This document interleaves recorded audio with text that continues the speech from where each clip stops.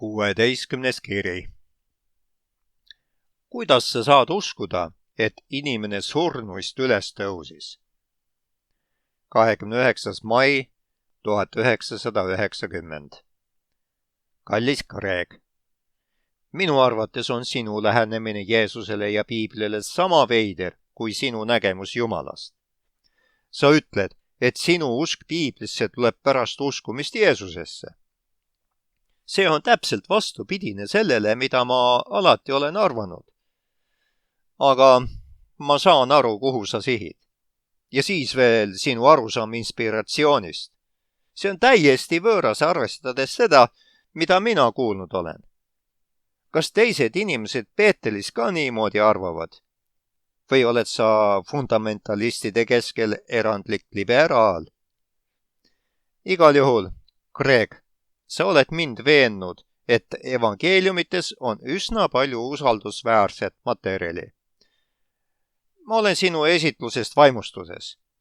Aga sa ei ole tõestanud, et need allikad on igas mõttes usaldusväärsed. Ja sa ei näidanud, kuidas Johannese evangeelium mingiski mõttes usaldusväärne on. Seega on minu vastus sinu väidetele sarnane varasemaga. Mis takistab meid oletamast, et evangeeliumite ajaloolise materjali hulka on puistatud kõvasti kuulujutte, nagu on kuulujutte lisatud tervesse Piiblisse?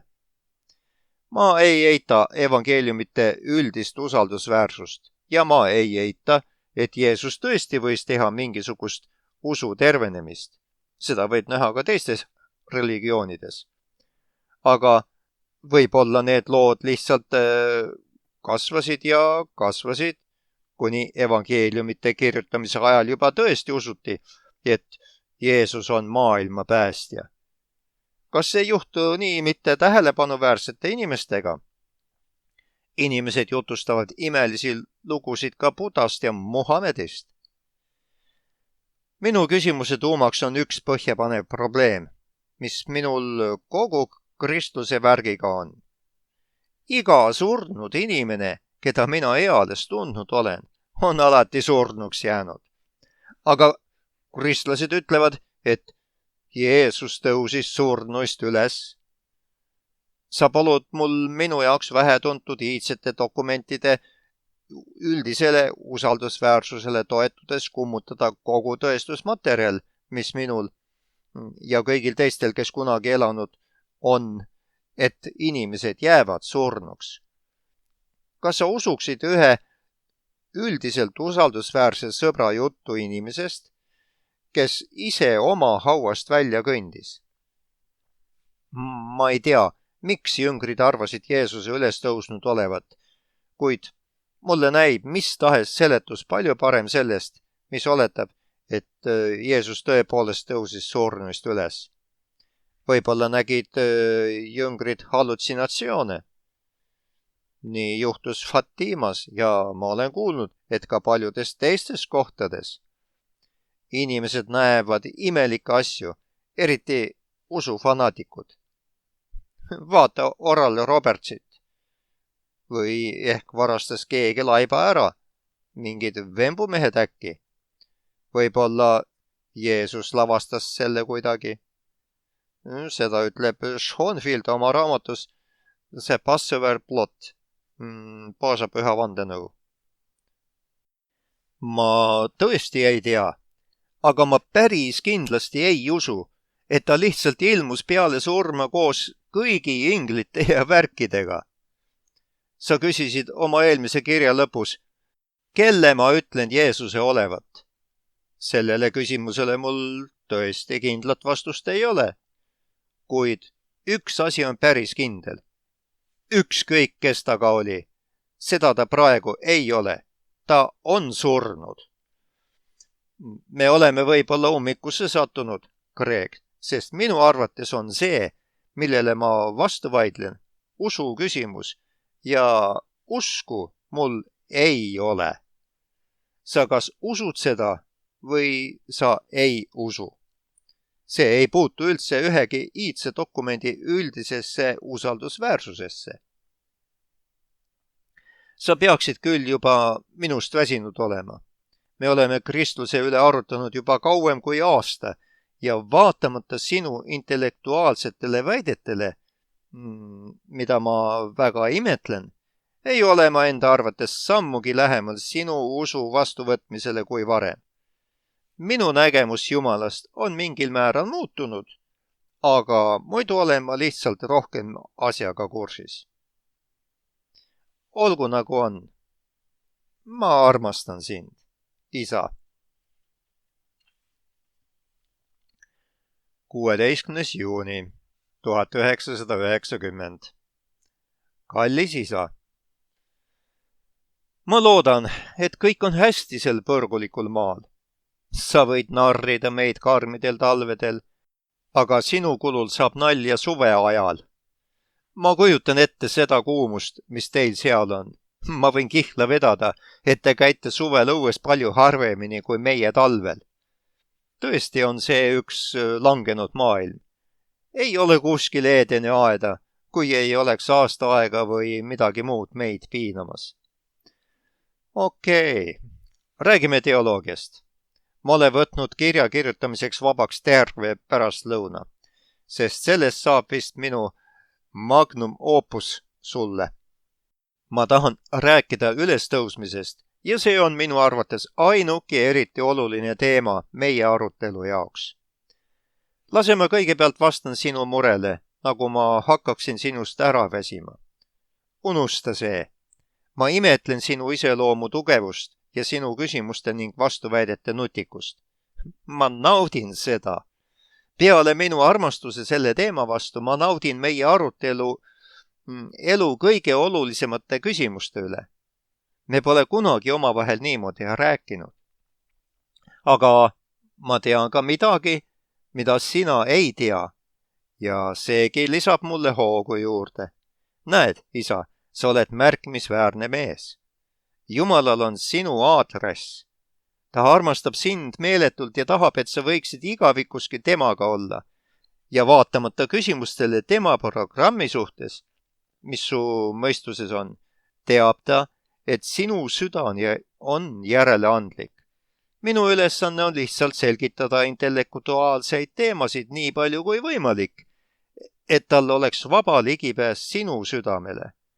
Ma arvan, et ta on sulle iga kirjaga lähemale jõudmas. See kindlus koos minu armastuse ja hoolimisega sinu vastu julgustab mind jätkama. Sa võid nimetada seda sisemiseks tundeks, aga mul on üks kindel veendumus, et sa saad päästetud. Sa ei ole sellest võib-olla teadlik ja ehk on sellest praegu ka liiga vähe tõendeid. Aga kui ma sinu pärast palvetan, siis tuleb mu üle kindluse tunne. See on Jumala vaim.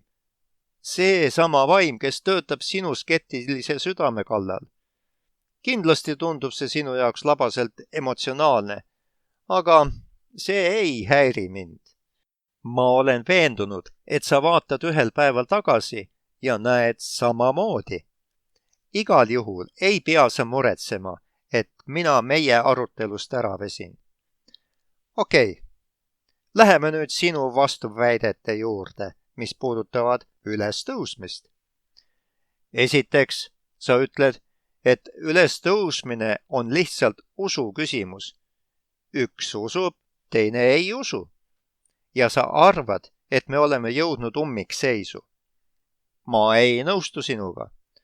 Loomulikult on ülestõusmise uskumine midagi enamat kui ajaloolise sündmuse teoreetiline hüpotees.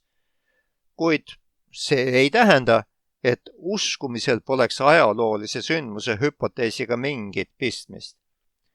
Sündmus leidis aset ajaloos ja seega peavad sarnaselt iga teise ajaloolise sündmusega ka seda kinnitama ajaloolised kriteeriumid. Kristuse ülestõusmise uskumiseks on vaja midagi tõestusmaterjalist enamat. Ma usun, et vaja on ka Jumala vaimu tööd inimese südames.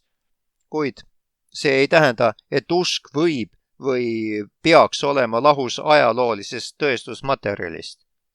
Kui küsimuse all on tõde, siis töötavad mõistus ja vaim kooskõlas. Ma võiks nüüd hakata muretsema, et püha vaim ikka sinu südames töötaks. Mina ju ei ole püha vaim. Aga ma võin päris kindlasti tegeleda sinu mõistuse veenmisega. Sellepärast tahaksin sinuga jagada ülestõusmist tõestavaid fakte. See ei ole lihtsalt usu küsimus. See on usu küsimus, mis kattub ajaloolise tõestusega.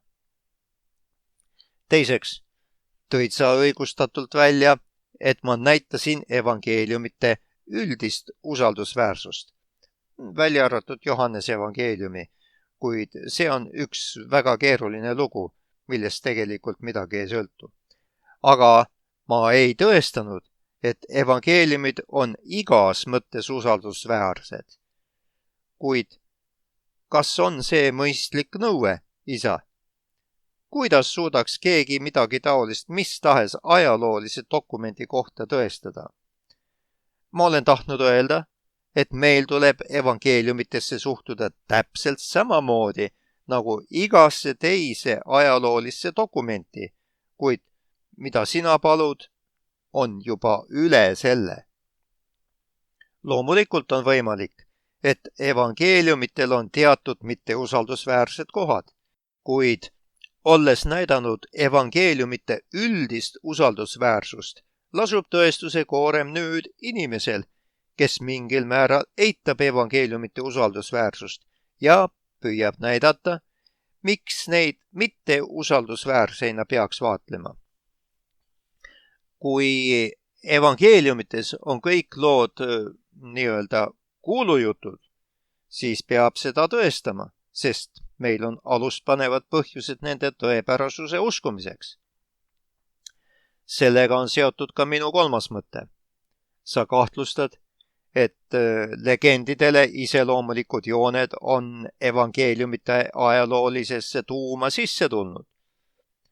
Kuid mis põhjustel sa nii arvad? Kõige põhjal, mida ma olen suutnud leida, ja seda materjali uurin ma palju, võin öelda, et ainuke põhjus selle väite esitamiseks on evangeeliumites kajastatud Jeesuse elu üleloomulikud küljed ja tema elus toimuvad üleloomulikud sündmused. Seega on evangeeliumid sel määral legendaarsed. Kuid kus kohast võtavad inimesed oma vääramatud teadmised maailma kohta? Arusaam, et me elame maailmas, kus igal sündmusel peab olema loomulik põhjus, on minu arvates sama palju pimeda usu küsimus kui mis tahes muu asi. Veelgi enam tundub see olevat arusaam, mis sinule ei peaks enam korda minema, sest sa juba usud, et maailma üle ja taga on isikuline Jumal. Ja kui on olemas selline jumalikkus, siis kuidas me saaksime kõrvale heita tema sekkumise võimalikkuse? Vastupidiselt, kui tema on meie ülim eeskuju, siis minu arvates peaksime ootama sellist sekkumist. On olemas ka 4 ajaloolist argumenti, mis räägivad evangeeliumite legendide sarnase olemuse vastu. Esiteks, evangeeliumid on kirjutatud mitmekümne aasta jooksul peale täheldatud sündmuseid. Ja see ei ole piisav aeg oluliste legendide tekkimiseks. Teiseks, evangeeliumid on kirjutatud vaenulikus keskkonnas, mis kindlasti kontrollib legendide arenemist. Kolmandaks, kui evangeeliumites oleks legende, siis me peaksime neid leidma hilisemates ja mitte varasemates käsikirjades. Paljud liberaalsed teoloogid püüdsid 18. ja 19. sajandil tõestada legendide olemasolu piiblis. Kuid kogu asi kukkus kokku, sest seda tõestada polnud võimalik. Ka kõige varasemad käsikirjad on täpselt sama palju täis imetegusid kui hilisemad. Pauluse kirjad esitavad jumalikustatud nägemuse Jeesusest, nimelt, et tema on issand ja Jumal. Ja enamus kirjadest on kirjutatud enne evangeeliumeid. Ja isegi nendes kirjades on materjali, mille kohta on leitud juba varasemaid ülestähendusi. See on materjal, mis jutustab täiesti üleloomulikust Jeesusest. Vaata Filippi 2:6-11. Ei, Jeesuse üleloomulikud jooned ei tekkinud aja jooksul. Nad olid juba alguses olemas. Lõpuks, kui evangeeliumid sisaldaksid legende oma üldiselt usaldusväärse materjali hulgas, siis ei vastaks see materjal varem läbi arutatud ajaloolistele kriteeriumitele ega sobiks kokku ka muu mitte legendaarse materjaliga. Kuid nii see ometi ei ole. Tuleta meelde ülestõusmise jutustus Johannese evangeeliumi 20. peatükis, mida ma sinuga jagasin. Sellel on kõik pealtnägija jutustusele iseloomulikud jooned. Seega, isa, rääkides üleloomulike sündmuste jutustustest, ei näe ma ühtki head põhjust meie hinnangu ümberpööramist evangeeliumite üldise usaldusväärsuse kohta. See kehtib ka ülestõusmise loo puhul. Kui keegi tahab nende lugude usaldusväärsust eitada, siis tuleb tal tõestusmaterjalide koorma all öelda, miks ta nii väidab. Aga minu arvates on seda väga raske teha. Minu arvates on tegelikult ülestõusmise ajaloolisus palju paremini ära tõestatud kui mis tahes muu sündmus Jeesuse elus. Ja paremini kui mitmed muud ajaloolised sündmused, mille tõepärasust me iseenesest mõistetavaks peame. Lase ma lühidalt seletan oma väiteid lahti. Esiteks, ülestõusmise sündmust tunnistavad 5 iseseisvat allikat. Matteus, Markus, Luukas, Johannes ja Paulus, kes omakorda viitavad ka mitmetele teistele allikatele, nagu näiteks Peetrus ja Jaakobus 1. Korintuse 15. peatükis. Allikate suur arv tõstab ka iga allika usaldusväärsust. Võiks arvata, et Matteus ja Luukas laenasid Markuselt, nagu nad mõne muu materjali puhul tegid. Kuid huvitav on märkida, et nende jutustused ülestõusmisest on Markusest ja teineteisest erinevad. Ausalt öelda on nendes rohkem eripärast kui kõigile omast materjali. Sellest tekib jutustuste kooskõlla viimise probleem, kuid see probleem on tühine võrreldes probleemiga seletada igaühe erinevat ülestõusmise tunnistust, kui ülestõusmist tegelikult üldse ei toimunudki. Teiseks, Jeesuse haua asukoht oli kõigile hästi teada. Kui Jeesus ei oleks surnuist üles tõusnud, kui tema keha oleks ikka veel hauas, oleks seda kergesti kontrollida saanud. Nii Jeesuse jüngritel, keda kiusati taga nende usu pärast, kui ka Jeesuse vastastel, kes oleksid tahtnud kristlust valeks teha, oleks olnud motiiv selle kontrollimiseks. Kuid kõik nõustusid, et haud on tühi. Kuidas seletada seda nõusolekut? Kolmandaks. Vaadates tagasi punktile number 2, ei vadlusta keegi asjaolu, et kristlik kogudus sai alguse Jeruusalemmas mõned nädalad peale Jeesuse ristilöömist. See kasvas plahvatuslikult. Sõnumi sisu oli, et Jeesus oli Messias, kõigi issand, ja tõestuseks olid tema imeteod ja surnuist ülestõusmine. Vaata Apostlite teod 2, salmid 16 ja järgnevad. Nad ei esita publikule mingit tundmatut isikut kaugetest aegadest. Nad räägivad ühest nende kaasaegsest. Kuidas seletada plahvatuslikku kasvu? Neljandaks. Nagu ma juba varem ütlesin, puuduvad ülestõusmise jutustusest legendidele iseloomulikud jooned. Kuid neil on mitmed varajaste pealtnägija tunnistustele omased jooned. Näiteks on neis palju üksikasju, mis on loo tuuma jaoks ebaolulised. Näiteks Markus nimetab ühte hästi tuntud Sanhedrini liiget, see on juudist nõunik, kes annetas Jeesuse jaoks haua, Joosep Arimaatiast. kui keegi lugu välja mõtleb, ei pane ta sisse sellist üksikasja. Kindlasti ei nimetataks prominentsete inimeste nimesid, inimesi, keda võib kerge vaevaga küsitleda.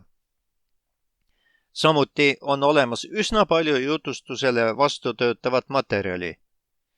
Legendidel see puudub. Naiste roll selles loos võis esimese sajandi kontekstis ainult jutu tõepärasusele kahju teha. Nagu ma enne kirjutasin, peeti naisi parandamatuteks valetajateks. Ja lõpuks puudub täielikult nende lugude teoloogiline peegeldus. Hilisem legendaarne materjal ei jäta midagi seletamata, kuid evangeeliumite jutustustes on palju segaseid asjaolusid, mida autorid mainivad, kuid jätavad segaseks. Näiteks ütleb Jeesus Johannes evangeeliumi 20. peatükis Maarja Magdalenale: ära puuduta mind, sest ma pole veel üles läinud oma isa juurde. Miks mitte? Sellele autor ei vasta. Tänapäevani püüavad teoloogid sellele seletust leida. Sarnaseid väiteid on veel mitmeid. 5. Pauluse pöördumine oleks seletamatu ja see võis toimuda vaid alusel, mida ta ise nimetab.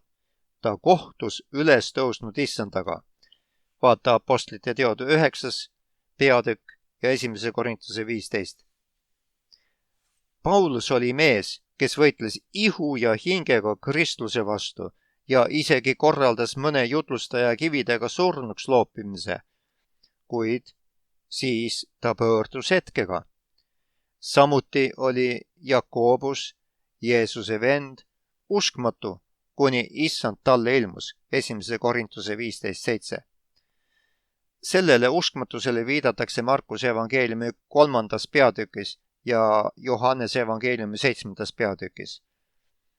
Veel enam vastutöötavat materjali, mis nende usaldusväärsust suurendab. Millega seletada seda pöördumist, kui mitte tegeliku ülestõusmisega? 6. Paulus nimetab terve rea ilmumisi peale ülestõusmist. Need on kirjas 1. Korintuse 15. peatükis ja need on üles tähendatud 15–20 aastat peale ülestõusmist. Siin püüab Paulus mõnda korintlast veenda, et ülestõusmine tõepoolest leidis aset. Selleks ta toob välja Kristuse ilmumised apostlitele, Jakobusele ja ühe korraga rohkem kui 500 vennale, kelledest suurem hulk veel praegugi on elus, 1. Korintuse 15.6. Suure hulga elavate inimeste mainimine, kes ülestõusnud Kristust nägid, on selleks, et öelda, kui sa mind ei usu, siis tõestusmaterjali on ikkagi igal pool. Küsi nendelt, kes seda nägid. Mis tahes kohtustandardite järgi tuleb seda võtta arvestatava tõestusena. 7. Jõngrite muutumine pole seletatav millegi muuga kui nende endi antud põhjusega, ülestõusmisega. Võrreldes jüngreid enne Jeesuse surma ja peale tema ilmumist ülestõusnuna, siis on erinevus väga suur. Ühel päeval on hirmunud ja peidavad ennast. Järgmisel päeval aga astuvad üles vaenuliku rahvahulga ees ja jutlustavad. Millest muust? Ülestõusmisest. 8. Lõpuks, jüngritel puudub motiiv antud loo väljamõtlemiseks. Neil ei olnud midagi kasuks saada, aga kõik võisid nad kaotada. Ja pole miskit, mis paneks meid uskuma, et neid oleks sunnitud lugu välja mõtlema. Samuti ei olnud nende seas isiksusi, kes oleksid sellise uskumatu loo suutnud peas paberile panna. Ei ole ka vihjet, nagu oleksid jüngrid edukalt saanud taolist uskumatut väljamõeldud lugu levitada, isegi siis, kui nad oleksid seda väga tahtnud. Lühidalt, ülestõusmise eitamisel puudub tõestusmaterjal, mille põhjal seda käsitleda ajaloolise hüpoteesina. Seevastu ülestõusmise tunnistamisel on tõestusmaterjali küllaga, et olla käsitletud ajaloolise hüpoteesina. Selline on lühidalt minu ajalooline ülevaade ülestõusmisest. Nüüd ma tahaksin lõpetada oma magnum opuse, puudutades mõne sõnaga ülestõusmise alternatiivseid seletusi, millest sa oma kirjas kirjutasid. Kas keegi oleks saanud surnukeha varastada? Kas oleks see võinud olla? Kes oleks sellest huvitatud olnud? Kuidas oleksid nad saanud mööda Rooma valvuritest, kes kaitsesid hauda oma elu hinnaga? Ja kuidas seletaks see ilmumisi peale ülestõusmist? Kas jüngrid võisid näha hallutsinatsioone, kui nad ütlesid endid Jeesust kohanud olevat? Kuidas seletaks see tühja hauda? Ja pealegi, ilmumistel pole ühtegi hallutsinatsiooni tundemärki. Need toimuvad suhteliselt pikkade ajavahemike järel. Seda nägid paljud inimesed korraga, kes suhtlevad ja isegi söövad koos selle nii-öelda hallutsinatsiooniga. Jüngritel puudus eelsoodumus hallutsinatsioonide nägemiseks ja ilmumised muutsid inimesi, kes neid nägid. Hallutsinatsioonidel sellist mõju ei ole. Kas oleks Jeesus võinud kõik lavastada? Kuidas oleks tal see õnnestunud? Kuidas suudaks inimene teeselda surma? Surma suhtes ekspertidest timukate hulgas ja ülestõusmist? Kas see sobib kokku kõige muuga, mida me teame Jeesuse ja ta jüngrite iseloomust? Kuidas seletaks see ilmumisi Paulusele, Jakobusele ja 500 inimesele? Kuidas seletaks see jüngrite muutumist? Ühesõnaga, isa, tõestusmaterjaliga arvestades lihtsalt ei ole olemas ühtegi vähimalgi määral usutavat alternatiivset seletust ülestõusmise kohta, kui vaid tunnistamine, et ülestõusmine toimus nii, nagu jüngrid sellest jutustavad. Ma olen sinuga nõus, et seda on mõnes mõttes raske uskuda, sest see räägib vastu meie igapäevasele tõdemusele, et surnud inimesed jäävad surnuteks. Aga minu arvates ei saa me kasutada oma üldisi tavalisi kogemusi, välistades millegi äärmiselt ebatavalise juhtumise, kui meil on tegelikult piisavalt materjali selle tõestamiseks. Mõtle selle üle, kas maailmas on mõni tavaline asi, mis ei olnud oma eksistentsi alguses ebatavaline? Ükskõik, kas uskuda evolutsiooni või loomisesse, siis esimese kaelkirjaku, elevandi või eriti veel esimese homo sapiensi ilmumine võis paista vägagi ebatavaline igaühele, kes võisid seda nägemas olla. Nüüd on inimesed ja loomad tavaline nähtus ning me ei vaatle neid taolise aukartusega. Ülestõusmisega on samamoodi. Jeesuse ülestõusmise elu on esimene näide sellest, mis kunagi saab olema üleüldine. Tema on esimene näide sellest, millised inimesed kord on või millised nad jumalikku plaani mööda on mõeldud olema. Tema on tegelikult esimene tõeline inimene. Võib öelda, et Jeesus on esimene liblikas, kes on kookonist välja tulnud. See tähendab meie jaoks ebausutav, sest meie oleme veel kookonite sees kinni. Aga tõugud peavad ükskord lendama hakkama. Või teist pilti kasutades. Jeesus on esimene viljastatud munarakk, mis läheb lõpuni ja saab beebiks. Aga kui sa pole kunagi last näinud, oleks sul raske uskuda, et mikroskoopilisest viljastatud munarakust võiks kunagi täisarenenud laps saada. Me usume, sest sellest ebatavalisest tundmusest on meie jaoks saanud tavaline. Aga kas Jeesuse ülestõusmine on imepärasem kui sündimise ime? Praegu tundub see tõesti palju ebatavalisem. kuid isa, kui mul on õigus, siis muutub see üleüldiseks seaduspärasuseks. Meile kõigile on määratud viimsel päeval üles tõusta. Isa, ma pean sulle ka traagikast rääkima, mis selle asja juures on.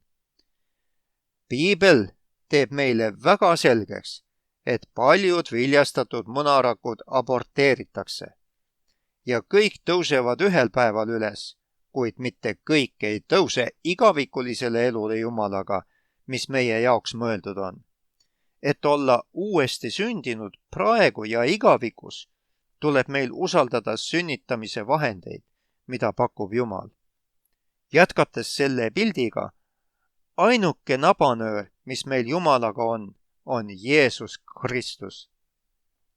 Kui me lõikame ennast ära sellest eluallikast, siis me sünnime surnult. Kreeka keeles on põrgu Gehenna, mis tähistas ühte hiiglaslikku põlevat prügimäge Jeruusalemma külje all.